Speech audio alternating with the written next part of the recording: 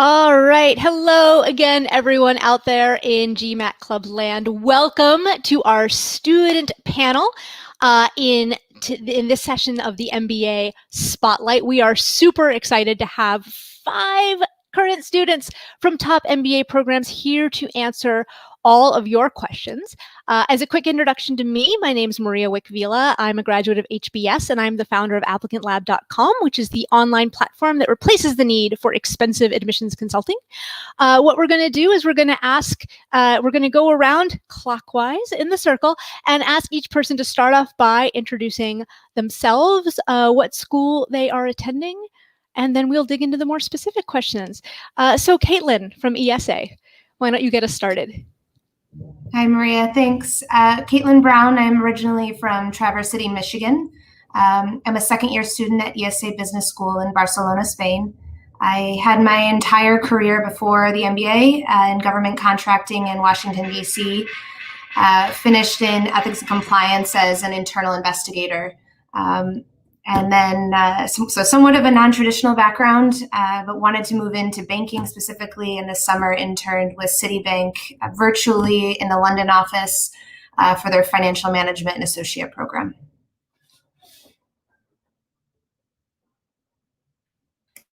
That's great. Elaine, why don't you go next? Sure. Thanks for having me today. Hey, everyone. My name's Elaine Zhang. I'm a second year at Chicago Booth with concentrations in business analytics and strategic management. Quick plug for Booth. As of this year, all the concentrations at Booth have become STEM eligible. So it's great news for all the international students out there. I myself is from Vancouver, Canada.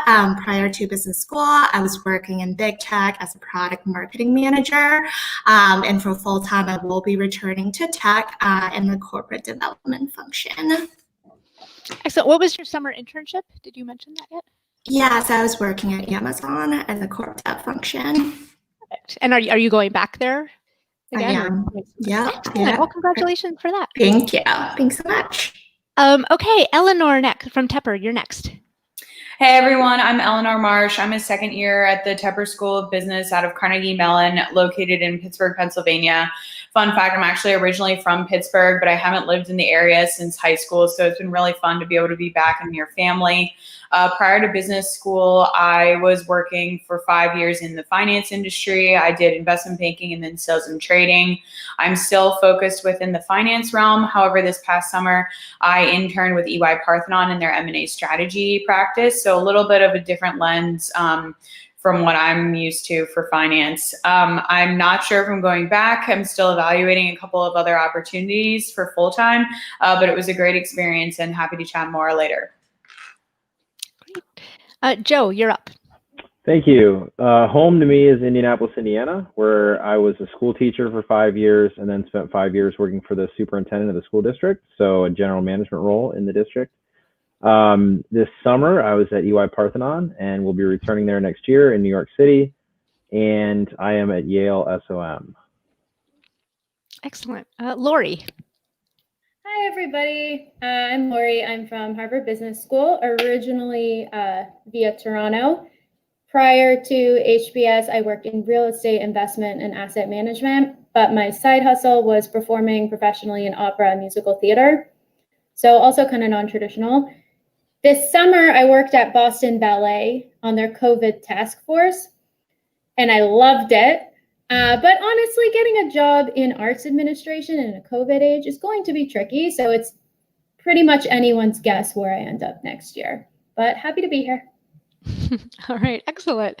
Yeah, it's a tough. My husband works in the entertainment business, and so movies are not really a good place to be right now, unless if you can get Netflix to pay you a lot of money for it. But aside from that, it's not. It's I get it. The arts not great. Arts and pandemics don't tend to mix. Okay, so I'm going to go around now, and I want each person to touch upon why did you choose the business school that you chose? What was it that attracted you to it? Caitlin, if we could start with you. Great. Yeah, so I get this question a lot, especially coming from the US, why go international? I was, first and foremost, I was ready to kind of shake things up. but I really wanted a program that had an international focus. And it was hard to compete with ESA's program. We have 370 students that typically span over 60 different countries. So it's an incredibly diverse student body, and the other part to it was it's entirely based on case method, which was important to me. So every day in class, you're learning from 60 of your fellow students, and every case is based off of their backgrounds and their home countries. And so it's a constant, not only from an industry perspective challenge, but also you get that cultural piece that's woven in that I think is incredibly unique to the ESA community. And just a kind of a fun story. I think something that really drove this home for me first term, we, a group of friends of pre-COVID, we went on a trip to Andorra, went on this big hike. There were 7 of us. We hiked up to the top of this mountain. It started to rain, so we took shelter and met another couple that was hiking, and they couldn't figure out where we were from. We were all speaking English. And we looked around the room, and there was somebody, we covered 7 different countries. So there was Argentina, Saudi Arabia, Greece, Mexico, the US. It was really a kind of a fun moment that really drove home just how diverse and international the population is. That's great. I love stories like that. All right, Elaine, how about you? Yeah, so for me, I actually have a little bit of a different perspective than Caitlin. So for me, actually, when I was choosing my MBA program, I really wanted a non-case-based kind of program. I came from a liberal arts background in undergrad. I did international relations and East Asian area studies. So I know that, I haven't really honed in on my, hard quantitative skills. And I do feel like that was kind of a bottleneck for me, especially in the last few years of my career prior to Booth. So I really want to go to a school that's going to hone in on those skills, make me very comfortable with data. And that's why I chose Booth.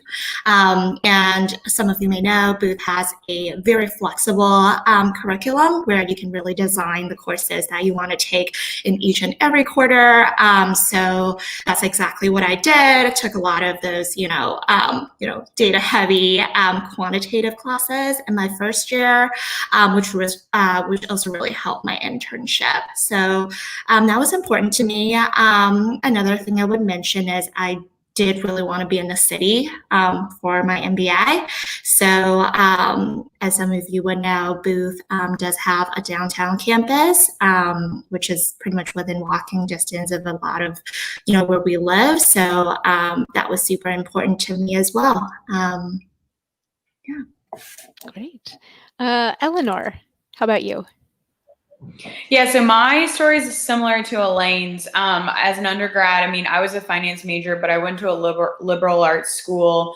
And so whenever I was evaluating opportunities for business schools, I was really focused on the, technological and analytical and quantitative kind of perspective.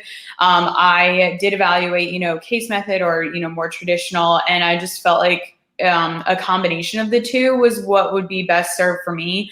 Tepper's curriculum definitely combines certain classes has case method, but then other classes are just traditional lecture. And throughout pretty much every single class, you're going to have a very strong quantitative and analytical component, which for me, again, was very important. Tepper also really focuses on how business and technology intersect.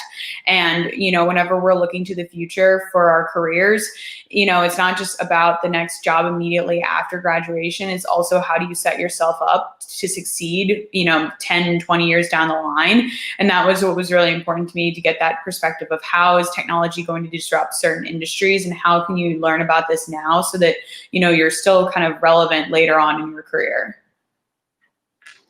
Yeah, so you don't get wiped out unexpectedly by a computer doing your job. Exactly.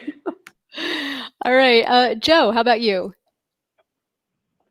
Yeah, so Yale is one for me. There's 3 primary reasons. The first is the school's mission, and then the way that's embodied in the culture of the students here. So I think it's very selective in terms of who applies there and who that mission resonates with, and that creates a culture of people that really think about a lot of the same issues and in the same ways. And that's not to say it's not a very diverse base of thinkers, but everyone is always connecting to the Leaders for Business and Society mission. And so that really came through to me on visits here. The second thing is the integration with Yale University. So very much, I'm not at the Yale School of Management, I'm at Yale University, and I just happen to take classes at the School of Management. And that's sort of the way it is across all the graduate and professional schools, and even integration with undergraduates as well. Then the third thing for me was the size. So at 350 approximately per class, it's a lot smaller than a lot of other programs, although I know it is a little larger than Tepper, Eleanor. But it seemed like a very manageable size for me. It's only 5 cohorts of 70. And so I feel like I can get to know a vast majority of my classmates over the two-year experience here. Yeah, you absolutely can. Lori, how about you? Yeah. First off, I got accepted, which was that helps, right? So for being honest, that's the main reason why I went. It's probably true for all of us, why we chose our respective schools. But I think it came down to the case method. I love the case method. I think it's probably similar to what Caitlin and Eleanor were describing in their respective discussions, but high level, basically every class has a case. So here's one. Say 30 or so pages, 15 pages text, 15 pages exhibits. Each class is its own story of a company or a country or an industry, something very contained. And then typically you spend one class on every case. And for me, I love that. I also studied liberal arts in undergrad, so it's a little bit more specified now, getting to dive deep into an industry or a country. And HBS is also notorious for cold calls. So you have to be on your toes. Basically, the professor can call you in any moment. And they're usually nice about it. It's not like a ruthless type of thing, but it makes you want to engage in discussion and in the material in a different way than you otherwise would text yourself. So I loved that. It was like a game that I wanted to beat. And I think it's awesome. And I think the second thing is the culture and the environment. It is entirely non-competitive. And Maria, correct me if you experience something different, but it's so supportive. Everybody wants everybody else to do better and to learn from each other. And since we come from such diverse backgrounds, I think the case discussions really let you hear from a variety of perspectives and build on each other's opinions. So intellectually, incredibly stimulating, culturally, very supportive. And also the campus is contained. So everybody's living effectively within a 40-acre little box. So it really feels like this close-knit, intellectual, friendly community that I honestly didn't expect when I was doing research about the school initially. You really have to go and experience it and realize that it's a pretty fun place. Yeah. So I think a point I'd like to synthesize from everything that all of you have said is just how important it is to look at what's the pedagogy of a school, what emphasis is it going to give you, right? If you're already very comfortable with numbers, maybe it's not as important for you to go to a school that is going to drill you with all kinds of quant classes, or vice versa. Because I think a lot of applicants right now who are watching us right now, or who will watch this recording later on, people tend to just sort of look at the rankings and just be like, okay, I'm going to apply to schools between 5 and 10, or schools between whatever and whatever. And it really, if you are an applicant or you're early on in the process, I would beg you, really look at the difference. Really think about what school is going to offer something that fills the gaps that I have, that is what's currently preventing me from reaching my career goals.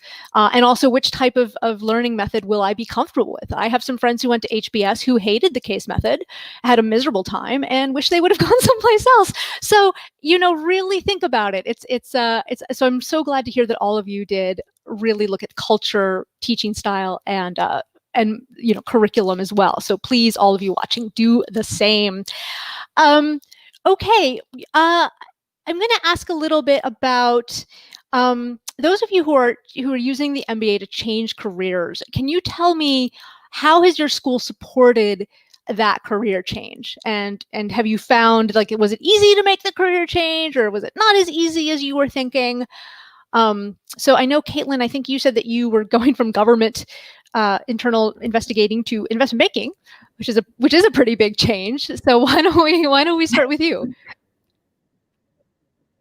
Well, it was not IB, but you're with Citibank. just to clarify, but it's a rotational program within Citibank. Yeah, so it's within Treasury, Controllership, and Financial Planning and Analysis. But nevertheless, yes, it was absolutely a huge career change. And I think the advice is the same for the way in which you apply to schools versus how you approach recruiting, and that, stay true to your theme. Try and figure out what's missing in your skill set and how you can get from point A to point B. So for me, having that, I have this background in ethics. I'm really interested in maybe anti-money laundering or financial fraud. How could I get there? What's missing? And for me, ESA really stood out as that kind of bridge. And similarly for recruiting, it was just a matter of staying true to that. I knew that that's what I wanted. And even though it was a different background, it doesn't mean that I can't gain the skill sets necessary in class to be able to walk in the door at a bank. And so your internship was in London. Did ESA's Career Services Office help you get that job, or did you have to sort of network and knock on doors? So Citi FMA recruits every year at ESA from the London office, or at least the London office recruits every year from ESA. So that was something that was a structured program that came through ESA. So it's a little bit of both, right? Certainly the career development helped me make those connections, but it was also on me to network within the bank and make those connections to get the interview and then ultimately the internship. Cool. Elaine, I don't know I don't know if you want to talk about your switch. It sounds like you're switching from product marketing to corporate strategy, which is not like a dramatic switch, but it is still a pretty big switch in terms of the function. So how did Booth's Career Services Office help you? How did that process work for you? Yeah, and just to quickly clarify, I'm going into corporate development, which is the M&A function at Amazon. Sorry, I thought I said Oh, you said corporate strategy. In some companies, it's less strategy. It's more just M&A. Sorry. Yeah. So no worries. So I guess really my story is like less exciting than like jumping from one industry to another. I did pivot on two fronts, the function and geography. I mentioned I was based in Hong Kong in kind of like a field office of Microsoft. I was in Microsoft before, now going back to Amazon. So I think one thing I would just quickly call out is that really, even if you're returning to the same industry, there are just so many different roles and functions that you might not know that might pique your interest. I know specifically for tech, a lot of people, they think about PM, product managers as kind of the only way out when we're kind of recruiting. But I would encourage everyone to really be open-minded and look at just a lot of different roles that are out there who are thirsty for MBA talents. Strategy is a great one, operations, product marketing, and of course, corp dev M&A. So I think to me, I really had an open mind walking into all of this. And of course, if you had pre-existing kind of relationships in the industry, now is a great time to reach out, in addition to, of course, the support you get from career services, as well as the second years in your school who have kind of been through this journey and can offer you very concrete tips and tricks on how to ace the interviews or how to even begin preparing. So having an open mind, leverage your school's resources, but also tap into your own personal network. So starting with that open mind, how did you settle on internal corporate M&A as where you wanted to go? Was it another student or a class, or how did you find that? Yeah, I think for me, I was always really interested in kind of the intersection between technology products and business. So M&A just kind of was at the sweet spot of all this. Of course, I didn't really apply directly to Amazon M&A. I think for Amazon, you just you start with a resume drop, and then they kind of match you to your interest. So I was lucky in the sense that I got invited to interview with the team and ended up having a great summer. Yeah, I don't know if that Cool. particularly Great. answers No, your I was just question. wondering, because if you go in with an open mind, there's so many ways that can be influenced, right? Where am I going to be interested? Is it a classmate that opens my eyes to this opportunity, or is it a course? So I am excited to hear that. I used to work in that field, but I was in media, so we were a lot smaller. So maybe that's why for me it was one department, because it was a dramatically smaller company. Okay, Right. Eleanor, how about you? Yeah, so my career pivot isn't as drastic as, Caitlin, Joe, or probably Lori. I'm a little bit more similar to Elaine, where, my background was in finance and I knew that I wanted to stay in finance. But kind of to echo what Elaine was saying, I came in thinking that I would probably lean more towards corporate finance.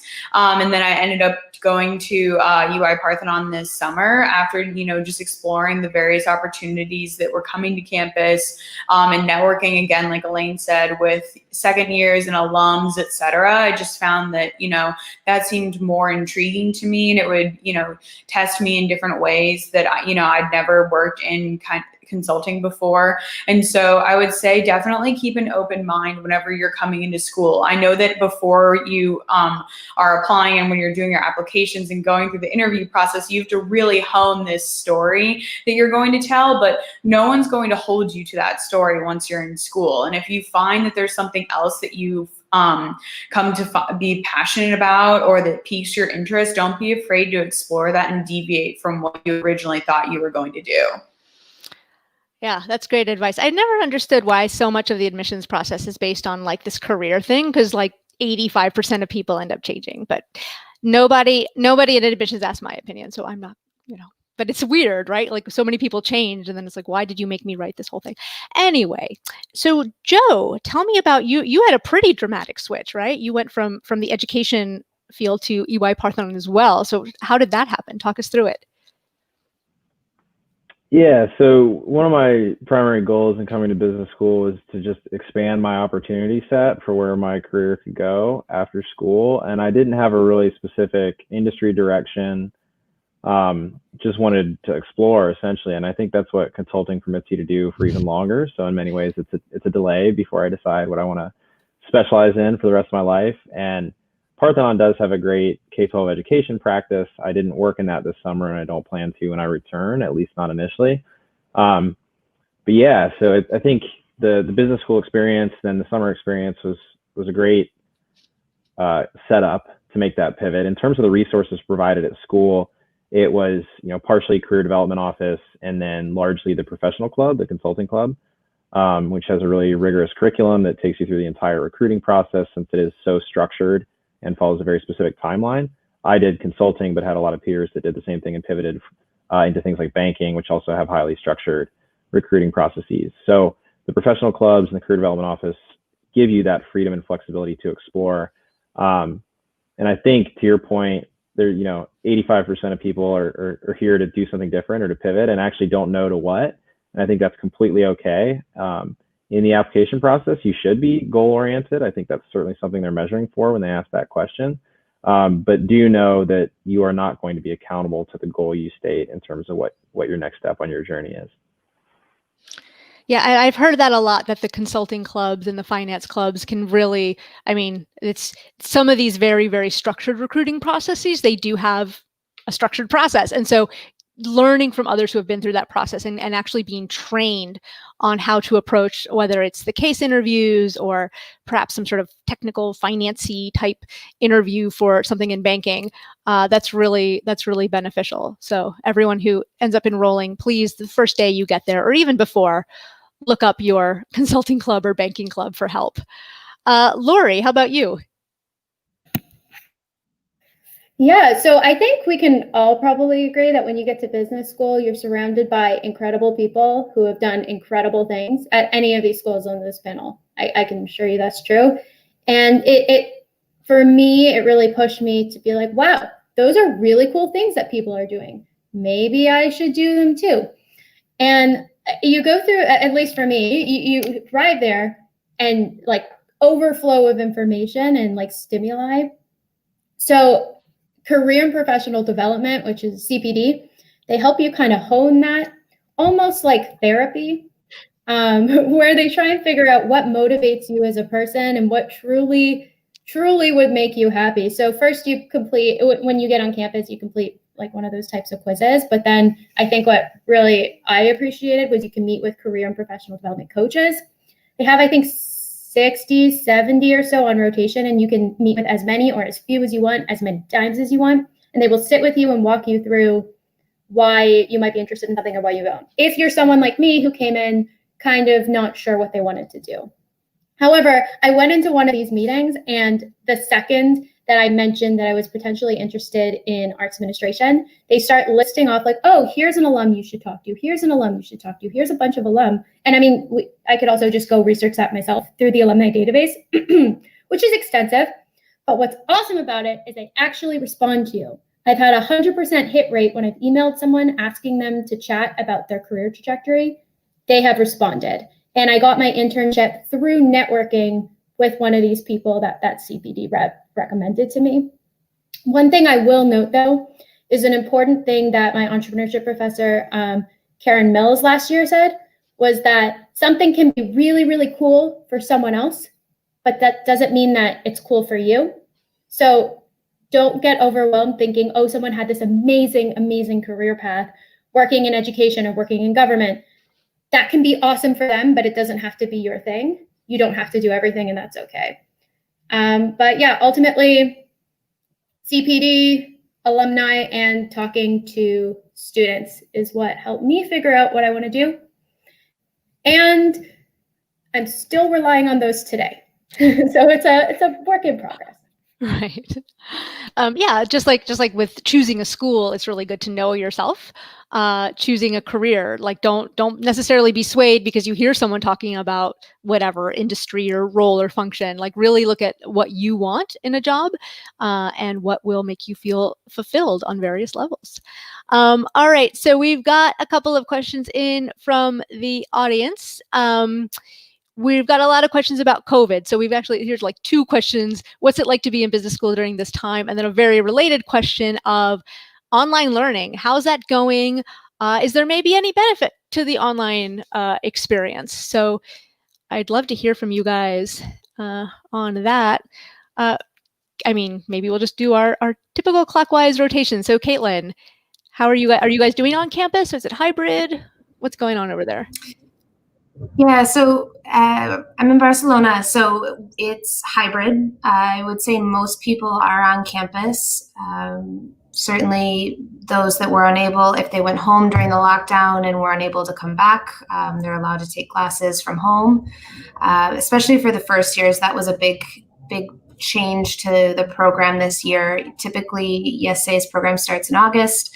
But because of COVID, the challenge of getting visas, they did move the first year program online for the first month and a half, and then started provincial classes in September. So for the most part, by and large, everyone's on campus. Masks are required. You have to fill out a survey every day. Second year classrooms have partitions at every seat. And, I mean, it's fine. The hybrid model is kind of fun. There's always going to be a glitch in technology. Somebody's going to end up with their face on the big screen and it's going to be stuck there, and, somebody will screenshot and send it to them, and, you get a laugh. And, but professors are more amenable to it, and it just adds a little bit of brevity to the classroom, which is kind of a nice change. But yeah, it's been a learning curve for everyone. All right, excellent. Elaine, how are things going over at Booth? How are you guys managing? Yeah, so in terms of classes, Booth is actually on a similar boat. We have what's called a dual modality. So depending on the professors, some classes are offered in person, although we do follow a rotational schedule to ensure social distancing and the safety of students and faculty who do decide to teach in person. So we do see a lot of incoming students, first years, moving to Chicago. Of course, like Caitlin mentioned, there might be some travel restrictions or other restrictions that prevent some international students from coming here, but we do hope that towards the end of the fall quarter, we see those who want to be here will make their way here. I also mentioned before that, Booth is unique, that we do have a downtown campus, which is great because that's within walking distance. And traditionally, that building is more for evening and executive MBAs. It's been fully open to full-time students to have classes there and to have study groups there. So that's been great. And I would just say, again, going back to, being open-minded, I know I felt a little anxious when everything moved to online back in March, so last spring quarter, but some classes, turned out to be great and even like exceeding my expectations by being online. One of my classes now is negotiations, which is a super popular class at Booth. I think over 90% of us do take it in our 2 years. And I think it really just mimics kind of the real life business scenario where, your business partner or your clients may not be in the same room as Yale. So, having this class online really forces you to work on your presence, on a conference call, forces you to leverage technology to your advantage, and so on and so forth. So keep an open mind, keep a positive attitude as you do begin those online classes, can really, go a long way. Yeah, that's a great point. As business becomes increasingly international, not less international, more and more of us will do business over Zoom, even after COVID, probably. So that's actually a benefit that other people aren't getting. So Sure. That's great. Okay. Eleanor, how about you?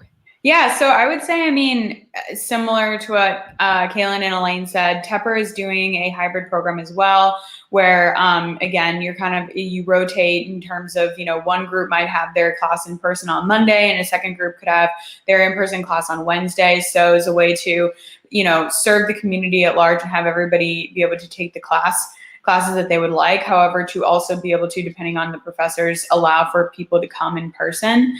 I would say from a benefit standpoint, it's been very interesting to see how available people have been now that we've transitioned to this online world. For example, professors, instead of having, standard office hours for only 2 hours, are just saying, if you see availability on my calendar, you just put 30 minutes on and I can chat with you, which is, completely unprecedented in comparison to before where, maybe you have a class during their standard office hours. So now you have more of an ability to come in and it's oftentimes more one-on-one. Whereas, if you're going to office hours, there could be, you could go, but then also 10 of your classmates might also be showing up. So I would say that's been definitely a huge benefit. And you can also, I've met with professors like in the evening before where, beforehand they might've said, well, I've left for the day, I can no longer meet with you. But now they're saying, yeah, sure, I'll, jump on Zoom for, 30 minutes and chat with you. So that's been like a benefit of this situation. Yeah, no one has an excuse anymore. Yeah, no excuse, but I would say like the professors really want to engage, at least at Tepper, the professors really want to engage with their students. And so I think that it's been to them and, it's not necessarily like a burden. It's been their suggestion and their desire to be able to, meet with students and be able to facilitate a learning environment, both in the classroom as well as outside. That's great. I'm glad I'm a little jealous, actually. All right. Joe, how are things happening over at Yale? Yeah, so very similar model, hybrid delivery mode where you can attend 2 of the 4 days a week that classes are offered if you're in A group or B group. It's up to professors whether or not they'll teach in person. All of the core professors are teaching in person. So for a lot of the first years, they're definitely attending twice a week, and the vast majority of them are here in New Haven and on campus 2 days a week. Second year, fewer of the professors are teaching in person. It's similar to me now as it was in spring 2 when it was fully virtual. The other things about what we're doing is like there's very strict COVID testing protocol and program here at Yale where we can all be tested on a regular basis for free. And so me and all of my classmates get tested at least weekly and sometimes more often if we've been in a crowded place. And then there's really strict guidelines university-wide on socialization, so no groups larger than 10, and tons of safety protocols in place that we had to sign a compact that we would follow, including travel restrictions and things like that. So that's just sort of things I heard that, or I didn't hear that I'd like to add. And then in terms of Zoom University and what that's like, I think to Eleanor's point, the barriers of time and place have fallen in ways that they didn't before. So you can essentially be in 2 places at once if you so choose. And so there have been times where I had a class end, I would want to go to a seminar at the law school and I couldn't do it before, but now I go from one Zoom room to the next and I'm right there. I would also echo the point about professors being so available for office hours and chats and things like that. So same with group meetings, it's much easier to schedule when you're not meeting in a physical location. And so I think a really positive thing is that these barriers of time and place that used to hinder some of that opportunity list that Lori talked about in terms of how many things you can do. I'm finding myself able to do more of the things I want to do than I was last year because those barriers have fallen.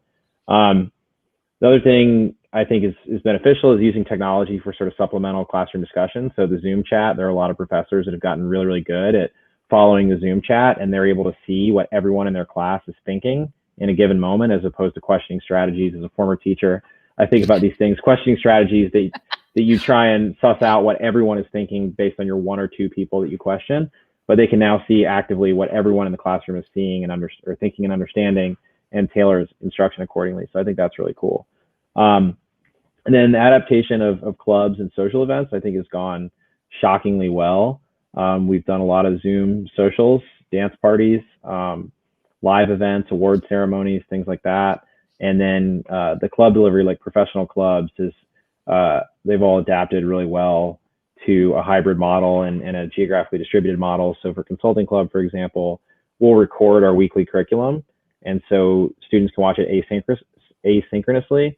And then we have a synchronous session to talk about what was delivered in that curriculum and get some small group practice. And so that's just one example of a club adaptation. Hockey club has been a little harder, but that does exist. We go to a mini ice rink with less than 10 people a week playing hockey. So yeah, all in all, I've been incredibly impressed by the school and all of my classmates in terms of their resilience and adaptability. That's great. Thank you. Lori, how are things happening at HBS? Great. Well, first off, go Leafs. And secondly, to your hockey point, yeah, HBS is also hybrid. We get tested twice a week, rotation, nothing new. If it's okay, I'd like to focus on the benefits of Zoom class, because I feel like we've all touched on the hybrid parts. Yeah, so let's be honest, real person class is always going to be better, period. However, I have been so inspired and impressed with the lengths that the professors have gone to try and make this as incredible as an experience as it can be. So the way that they're using the Zoom platform is adapting all the time. I have one professor who has set up a rig in his home. He has a camera behind him, a camera in front, and a Zoom panel, and he's constantly changing the view so we can all experience the class differently. One time he zoomed in right on his eyes when I wasn't getting a particular point that he was trying to get, and he's just like blinking slowly at me. It was pretty funny. He all mailed us packages which had Lego and agree, disagree, slightly disagree. I have it over there. Things that we can use. So trying to put in like very tangible ways that we can all connect as a class. And then obviously breakout groups are amazing too, because you get to go to little 2 to 4 groups with people from the class that you might not get to talk to otherwise if you're sitting in a different spot. So from a technical perspective, you actually meet more people this way. And also I'm basically blind. So seeing the board is a lot easier now that I'm not sitting at the back of the class because it's right on the screen. Also Zoom visitors is like endless. Typically sometimes we'll get case protagonists, like the discussion of the case will come to the class, but they're not bound by geography anymore. So today we had a guy who heads a bank in Australia, and he was calling in at 3 a.m. because we value him immensely. And in my entertainment and media class, we had the chairman of Disney, Alan Horn, last week, which as a Disney fan was super awesome. And we have Dwayne Wade coming in a couple weeks. So it's just like endless. Obviously not as exciting as if they were in person, but I think just sheer quantity and quality of people that you can get is insane. So yeah, it's not the same as in person. I really love my hybrid classes when I get to go in class, but I think the resiliency of the school and the ability to adapt has been super, super clear. So it's not a death sentence by any means. Yeah, and I think a lot of you guys have pointed out that ways in which it's actually better. You know, you can be in two places at once. One of my friends who's a professor pointed out that like when he used to do breakout groups in person, it would always take like 5 minutes for everyone to stand up and walk around the room and find your partner and then find a little place to sit. And he's like, now it's instant. Like we don't waste nearly as much time. So I'm glad that so many students, so many schools are looking for the silver lining and in fact the benefits of our current situation. Our next question is coming in from Bharat. Bharat wants to know, how can you start to evaluate the schools? You know, we were all talking about the value of fit earlier. It's a little bit hard to evaluate fit when you're not able to go. And the websites themselves, every website says we're the best school and every website says we're amazing. And so it's a little bit difficult to tell the difference between them. So, you know, I'll let you guys just sort of raise your hand and jump in if you have any thoughts on how would you try to get to know a school now, given COVID. I can help answer this. So as part of the activities that I do on campus, I actually work in the admissions office with a group of it's like 5 other second years. And then we'll add an additional, it's usually 5 first years and 5 second years every year.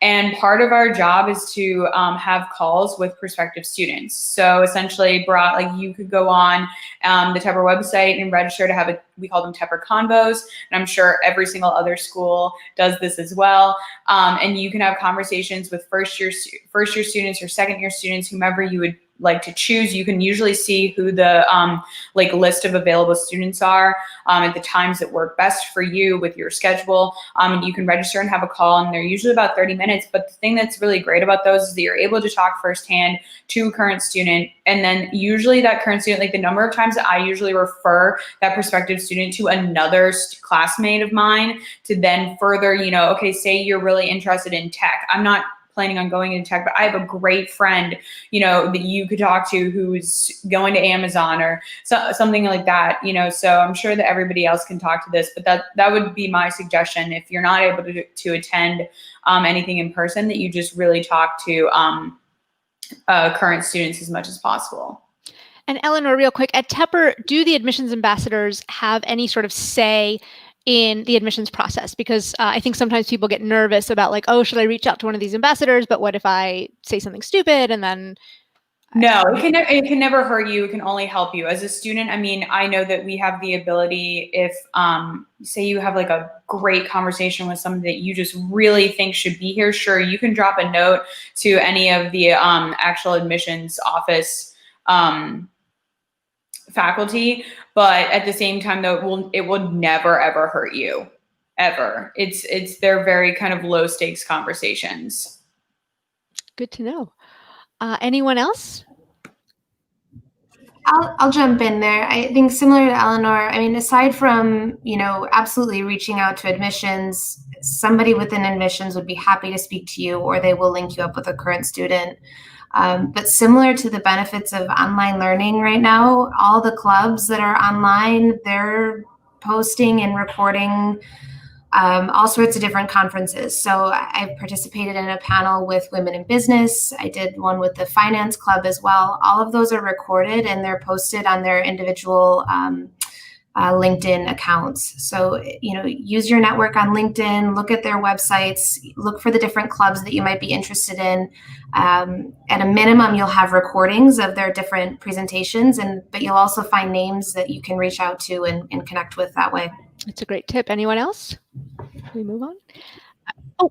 I'd just like to reemphasize the opportunity to make connections with current students. I think that's the best way to get to know a school. And so, similar to what they have at Tepper, we have a list of admissions ambassadors. Ours is, I think, a little less formal. in terms of the structure, since there's like 80 or 100 second years signed up. So you can find someone who fits your background, fits your identity categories, whatever those might be, and really understand what it would be like for someone like you to be at this school and get firsthand experience. And similar to Eleanor, it's non-evaluative. It can only help. It can't hurt. So use that resource. There's a bunch of people willing to share with you the honest truth about their journey and make sure it's the right fit for you. Great. Okay, this is one for the liberal arts folks. Several of you mentioned that you come from liberal arts backgrounds. So how have you adjusted to the rigors of business school, especially since a lot of it is quant-based? I would add to that also, was there any preparation that you did maybe in advance or any studying up?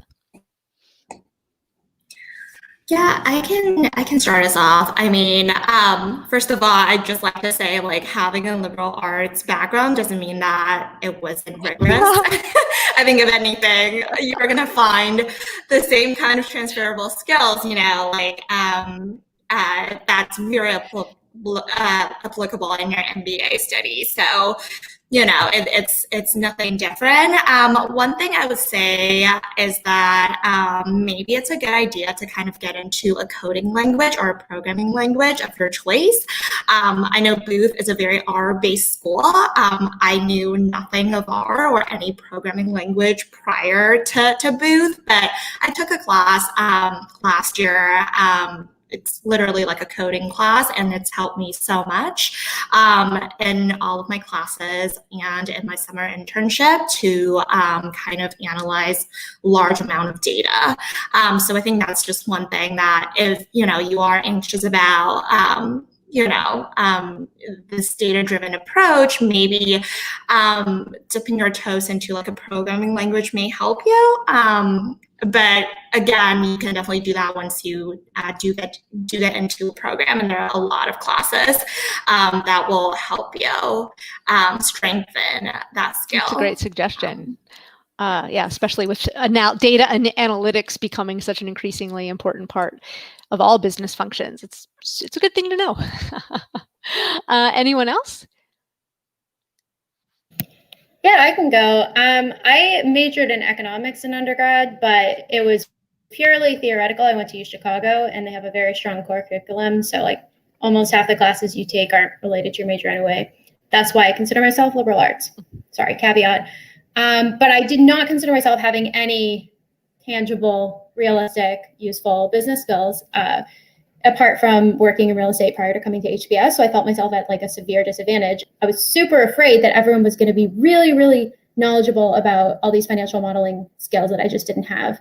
And first of all, before you get to HBS, there's an online program called Core that you can take if you decide to. Either you're required to because you place into it, or you just can. And there's a business analytics class, there's a financial accounting class, and I want to say business economics class. So everybody comes in the same footing, more or less, or you feel confident speaking in a more financial-based class if you don't have that background. But I do think that the case method itself allows for a lot of different voices to be heard in the classroom. And also there's a lot of different takeaways that you can take from something. So if we're doing a financial model, for example, it is important to understand the metrics behind the model. And to that front, you can get additional help. There's always a textbook you can refer to. Your friends will help you. You can get tutors. You can work with the professors. But it's beyond that. It's more about the model. It's more about, okay, so now we understand why they modeled in this way. What is the ramifications of using this method of accounting versus another method? Both in terms of like making business decisions, in terms of ethical considerations and other things like that. So it's a lot more broad than just the numbers itself. And then in the second year, when you get to take any class that you want to, in the elective curriculum career, you can really focus on, you know, if you only want to take business analytics, data analytics, financial economics classes, you can, but you can also broaden your horizons and take more marketing or organizational behavior classes. So it's a choose your own adventure type scenario in the second year, and no one should feel disadvantaged coming from any background. All right. Excellent. Well, I think those are most of the questions that we've had. I tried to pick the questions that I think will be of most interest to most people who are watching this. So if some of you ask questions that I believe are either specific to you or I believe can be answered through Google or other resources, I tried to focus on taking advantage of the people that we have here to get into those more nitty-gritty types of questions. So I want to thank all of my panelists so much for being here. Best of luck with the second year of business school. If you're recruiting, which I think for you, Lori, best of luck with recruiting. I think the rest of you are all set. But yeah, enjoy this great second year. Don't go to class. You didn't hear that from me, but don't waste your time going to class. Spend this entire time making friends, even if virtually, because that's what's going to matter to you. I'm 15 years out, and I can tell you, no, you're not going to care about the class stuff in 15 years. All right, and with that, I'm going to sign off. Thank you.